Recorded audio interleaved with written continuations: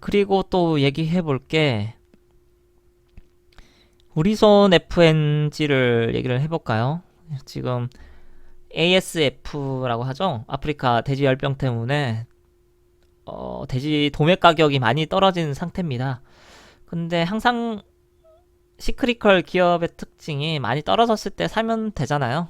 그래서 그리고 뭐 모돈이라고 하죠. 엄마 돼지들이 뭐 많이 죽지는 않았는데 어쨌든 몇만 지금 경기도 북부 지역에서 지금 몇만 두가 죽었기 때문에 모던도 많이 죽었죠. 그렇기 때문에 결국 공급이 달리게 되면 돼지 도매 가격이 오르게 되는 수순이죠, 사실. 중국도 사실 이랬대요. 처음에는 ASF 발병하고 많이 떨어졌다가 돼지 가격이 지금 거의 2배 가까이 오른 상태잖아요.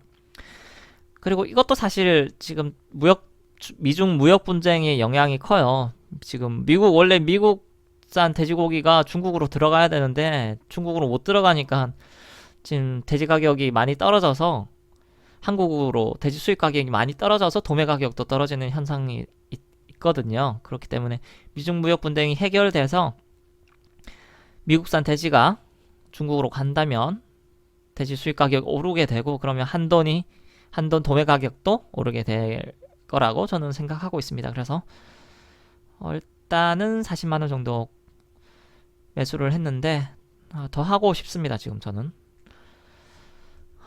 그리고 현대차 얘기를 해볼까요? 현대차가 지금 계속 애매해요.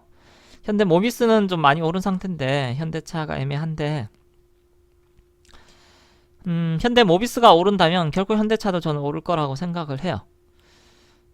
먼저 현대 모비스의 수익률이 개선된다면 결국 윗선이 현대차의 수익률도 개선이 되겠죠. 현대 모비스는 수소차 이슈 때문에 제가 매수를 한 건데 현대차는 좀 애매하긴 하죠. 워낙 지금 전 세계 차량 구입이 포화 상태긴 하거든요. 지금 공유차로 넘어가면 지금 현대차 같은 업체들은 조금 타격을 받는 거잖아요. 그래서 고민이 되긴 한데 이것도 결국 호황이 올 거라고 봅니다. 그 다음 현대 모비스를 비롯해서 수소 관련 이슈를 좀 얘기를 해보면 전기차와 수소차 어느 것이 될까 좀 고민이 되긴 해요. 사실 저는 수소를 밀고 있긴 한데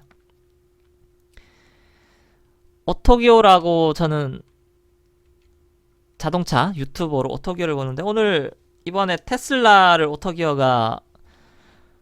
모델 3를 리뷰를 했더라고요. 근데 너무 극찬을 하더라고요. 저는 여태껏 테슬라가 그냥 겉만 번지를 하지 주행은 별로다라고 얘기를 들었는데 그게 아니더라고요. 주행이 너무 좋다라는 극찬을 하는 걸 듣고 전기차의 강점이 일단 제로백이 높고 전기로 모터로 바로 구현되기 때문에 이런 저도 전문적인 거 모르지만 그런 가속력에서 결국 가솔린 엔진 뭐 디젤 엔진을 따라가지 못한다. 수소도 좀 그렇죠. 그렇기 때문에 모르겠어요. 그러나 뭐 장거리 운행을 생각한다면 결국 수소가 전 대안이라고 봅니다. 전기차랑 수소가 결국 양분할 거라고 보는데 전기차의 가장 지금 큰 문제점은 배터리 문제죠. 배터리 개선이 쉽지가 않다. 지금 전문가들은 지금 100년 전 배터리 기술이랑 지금 배터리 기술이랑 크게 차이가 없다라고까지 얘기를 하거든요. 뭐 코발트 가격 문제도 있고 그리고 화재 문제도 있고 배터리 불안전성 ESS 화재가 왜 나는지 아직도 밝혀져 있지 않기 때문에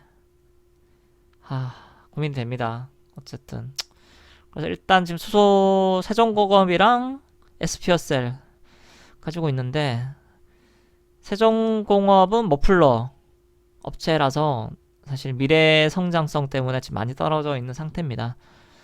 그런데 세종공업 자회사로 아센텍이라고 수소 담당하는 수소 센서를 만드는 회사가 있어요. 뭐 그 외에도 ADS 쪽 센서 쪽도 하고 있기 때문에 그 업체가 많이 성장을 해야죠. 그러나 전 성장 가능성 높게 보고 있고, 이것도 돈 생길 때마다 넣을 생각입니다. S퓨어셀은 두산 퓨어셀이라는 뭐라 그래야 될까? 이쪽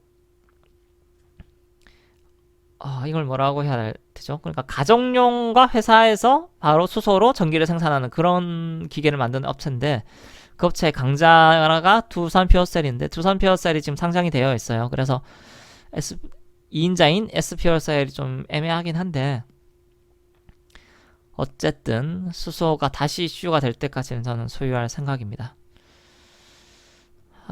그 다음으로 심텍홀딩스는 뭐 반도체니까 넘어가고, 평화중공도 자동차 쪽이죠. 이것도 계속 보유할 생각이고, 조선주로 한국조선해양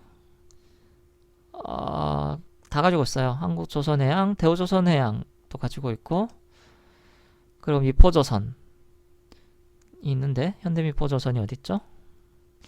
현대미포조선이랑 세진중공업, 그리고 페인트, 조광페인트, 이렇게 조선주 가지고 있는데, 현대미포조선 딴 쪽으로 옮겼네요, 제가. 현대미포조선이랑 한국가구가 지금 원래는 미래에셋 계좌로 가지고 있다가 이쪽으로 옮겼는데, 키움증권으로 옮겼는데, 키움증권에서 100만원 매수하면 4만원 준대요. 그래서 옮겼습니다. 다행히 옮기는 동안 뭐 크게 오르거나 내리지 않아서 뭐 특별한 건 없고요. 좀 내리긴 했네요. 마이너스 1% 내리긴 했는데, 어쨌든 현대미포조선도 뭐 계속 가지고 있을 생각이고요. 이제 다 계속 마이너스인 종목들에 대해서 이제 얘기를 하게 되네요.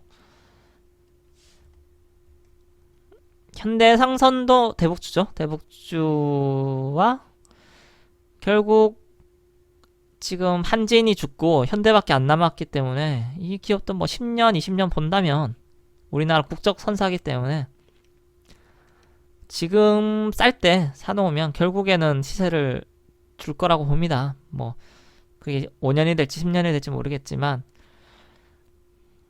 계속 가지고 있어야죠. 근데 지금 대우조선해양에서 현대상선이 발주한 배가 뭐 내년이면 나온다고 해요. 그래서 더 사고 싶긴 해요, 사실. 더 사고 싶긴 한데, 어쨌든 가지고 있겠습니다.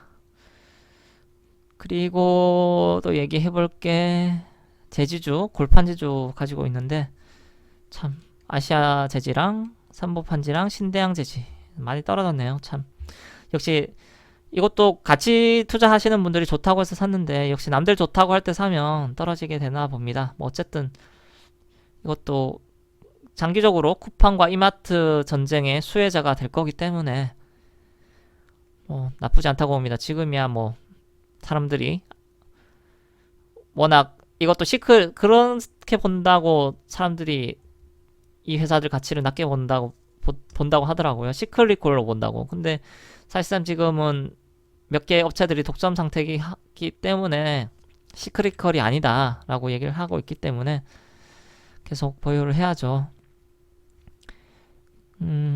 그리고 A스토리는 드라마 제작사 킹덤 제작사인데, 킹덤이 내년 3월 넷플릭스에 나오기 때문에 그때까지 가지고 있어야 되고,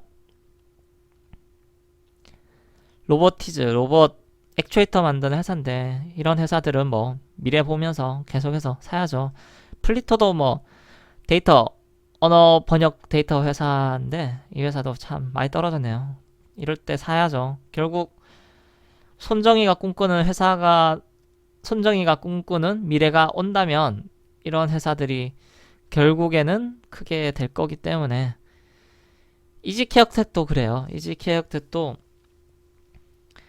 지금은 단순히 대형 의료 업체들한테 이걸 뭐라 그래야죠? 뭐 솔루션? 그러니까 회사 의료 정보 프로그램을 제공하는 업체긴 한데, 결국 이 회사도 클라우드 서비스를 할 생각이더라고요. 그래서 모든 환자 의료 데이터를 모으는 회사가 되지 않을까 생각하고 지금부터 꾸준히 몰갈 생각입니다. 그래도 꽤 많이 샀네요. 32만 원 가까이 샀네요. 데이터 모으는 회사 이지케어트, 플리토 이런 회사들은 계속 사야죠. 데이터가 결국 미래의 손정이가 그러잖아요. 미래의 원유가 데이터가 될 것이다 라고. 이런 회사들이 좀 많았으면 좋겠는데 없어요 사실. 그래서 저도 고민이 되는 거예요. 막상 뭐 우버 같은 회사들은 지금 너무 고평가받고 있잖아요. 지금 두 주 샀는데 이것도 어디 샀죠? 이건 키움에서 맞아요. 해외 주식 첫 해외 주식 하면 5만 원 줘서 이거 산 거거든요. 그래서 키움이 저한테 지금 9만 원을 주기로 돼 있죠. 아직 여기는 4만 원 못 받았는데 예, 우버 사는데 5만 원 키움에서 준 돈으로 샀습니다. 그다음에 한라 이거는 한국투자증권에서 2만 원 준 걸로 산 거고요. 그리고 또 얘기해 볼게. 뭐 현대제철 지금 철강주 많이 떨어졌잖아요. 포스코. 와, 근데 많이 떨어졌네요. 저도 역시 저점이라고 보고 사면 진짜 지하를 보게 되네요. 진짜 저는 저점이라고 생각하고 샀는데 진짜 지하로 와 있네. 3750원. 야, 참. 이런 차트는 사실 사면 안 되죠. 완전 지금 바닥 없이 계속 내려가고 있기 때문에 참 이런 차트를 보면 안 되긴 하지만 우선 차트긴 합니다, 사실. 그런데 사실 내려올 만큼 내려온 거 아닌가 싶기도 해요. 그래서 계속 사야죠. 이런 너무 지금 PBR 0.2배 이런 거는 사야죠, 사실. 예, 뭐 올라가는데 한 뭐 5년이 걸릴지 10년이 걸릴지 모르겠지만 자, PBR 0.3배 미치려면 사야 된다고 봅니다. 그리고 다음으로는 대주 ENT라고 이 회사가 지금 코넥스에 있어요. 코스닥이 아니라 코스닥 밑 거래소죠. 코넥스. 이 회사를 좀 자세히 한번 설명을 드리고 싶어요. 원래는 열수송간 이슈 때 제가 산 건데 지금 수익률이 27%긴 한데 이거 사실 의미가 없어요. 이게 하루 거래량이 한 주도 없을 때가 많기 때문에 이 수익률이 의미가 없습니다. 뭐 마이너스 20 갈 때도 흔하고 그렇기 때문에 거래가 없는 기업이기 때문에 먼저 열수송간이라는 게 뭐 특별하진 않은데 그래도 업체들이 정해져 있어요.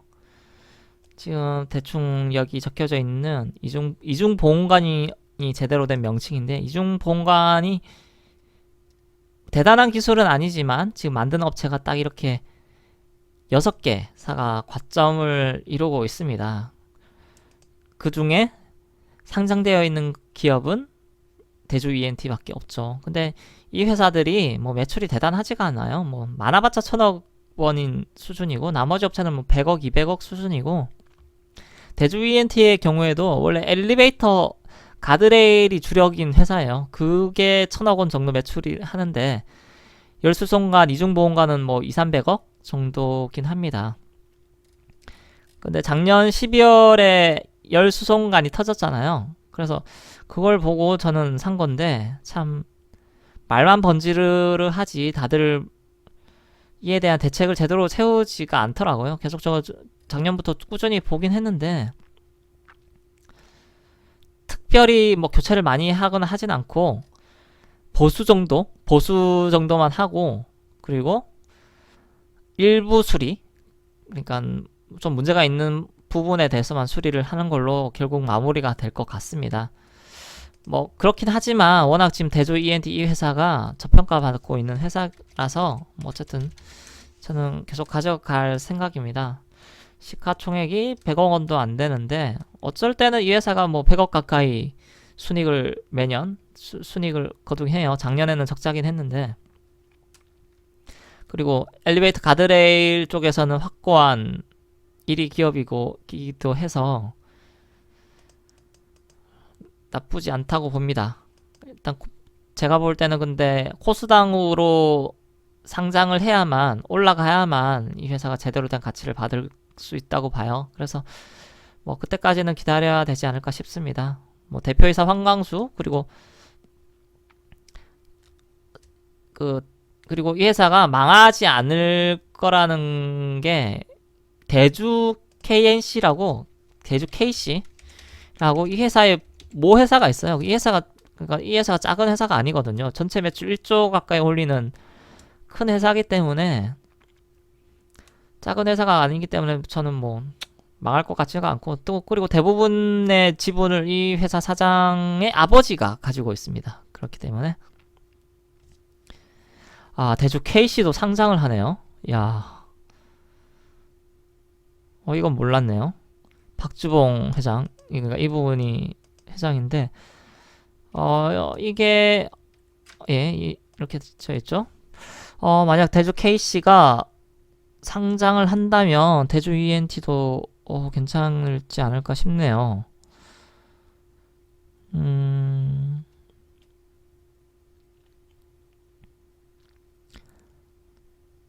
그렇게 되면 지금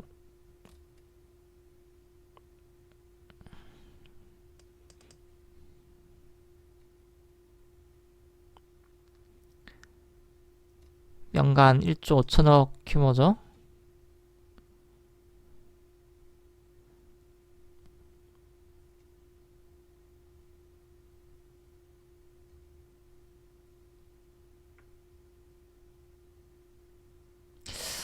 근데 뭐 코스닥으로 상장을 해야 될 거긴 한데, 사실 대주 ENT는 코스닥이 애매하긴 하지만 매출 3,300억 정도면 코스닥으로 해야 되지 않을까요? 대주 KC가 상장을 하는 거죠. 대주 중공업 또 따르니까 참 모르겠습니다. 어쨌든 저는 계속 가져갈 생각입니다. 나쁘지 않은 회사입니다. 그리고 또 가지고 있는 게 한국가구 이 회사인데, 가구로 본 게 아니고 지금 가구 본업은 마이너스 적자예요. 사실 그래서 지금 제대로 된 평가를 못 받고 있는데, 이 회사가 자회사 중에 또 까먹었네요. 하여튼 끼리 크림치즈라고 GS인가? CU인가? 편의점에서 이 끼리 크림치즈로 만든 모찌로를 판매하고 있습니다. 키링 크림치즈 모찌로를 판매하고 있는데, 이게 한때 좀 이슈가 됐어요. 맛있다고. 카페 스노우, 삼림에서 만드는 카페 스노우라는 브랜드의 끼리 크림치즈 모찌로를 판매하고 있는데, 이 끼리 크림치즈를 납품하고 있는 게 이 한국 가구입니다. 그래서 제가 샀는데, 조금 뭐라고 해야 될까? 이게 확실하게 뭐 예전 그 과자 이름 뭐죠? 또 과자 이름 생각이 안 나네요. 그 치즈 무슨 치즈였죠? 하여튼 그 과자처럼 대단히 이슈가 되지 않는 한 재평가를 받을 수 있을까 싶기도 하고, 모르겠어요. 그래서 더 구매는 좀 못하겠어요. 한때 좀 이슈가 되니까 저는 금방 한국 가구가 재평가를 받지 않을까 싶었는데, 지금 시총 607억이죠. 순이익 보면 나쁘진 않습니다. 맞죠? 뭐 그렇게 PER이 높진 않고 PBR 0.6배네요. 근데 모르겠어요. 재원 인터내셔널 자회사입니다. 이 회사가 끼리 크림치즈뿐만 아니라 뭐 초콜릿 도매업을 하고 있는데, 재원 인터내셔널 장기적으로 보면은 괜찮다고 봅니다. 이게 선진국이 될수록 이런 디저트류의 판매가 늘어난다고 해요. 사실 우리나라 지금 초콜릿 소비량이 뭐 선진국의 10분의 1 수준인가? 그렇다고 하더라고요. 초콜릿을 뭐 많이 먹을지는 모르겠지만, 어쨌든 이 소확행에, 아까 끼리 크림치즈 나올 때 딱 소확행이 나왔죠. 여행과 디저트류, 이런 이런 쪽으로 약간 소확행을 누리는 사람들이 늘고 있기 때문에 어쨌든 장기적으로 좋다고 봅니다. 이렇게 대충 다 본 것 같긴 해요. 다 봤죠? 그래서 아마 다음번에 할 때는 한 기업을 좀 파서 설명하는 걸로 해야 되지 않을까 싶습니다. 대주 ENT에 대해서 좀 드리고 싶은 말씀이 많기도 해요. 뭐 다른 회사도 마찬가지고. 예, 그럼 여기까지 하죠. 예, 지금까지 부비의 주식 얘기의 부비였습니다. 다음에 만나요. 안녕.